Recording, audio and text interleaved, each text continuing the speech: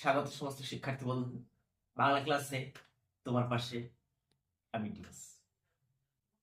আজকে আলোচনা করব সমাসের শেষ প্রকারটিকে নিয়ে, যার নাম হলো বাক্যাশ্রয়ী সমাস।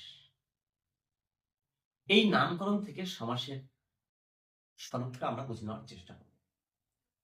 বাক্যকে আশ্রয় করে থাকে এমন সমাস, সেটি হলো বাক্যাশ্রয়ী সমাস। বাক্যাশ্রয়ী সমাস আলাদা কোনো সমাস নয়। এই সমাসটি হলো এমন একটি বিষয় যেটি একটি সমগ্র ভাবকে প্রকাশ করে এবং বাক্যের সমতুল হয়েই এই ভাবটি প্রকাশ করে।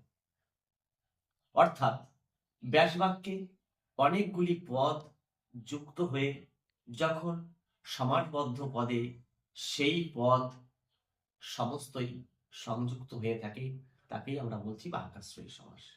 যেমন বসে আঁকো প্রতিযোগিতা, পুরো বিষয়টি হচ্ছে বাক্যাশ্রয়ী সমাস। মন বাবা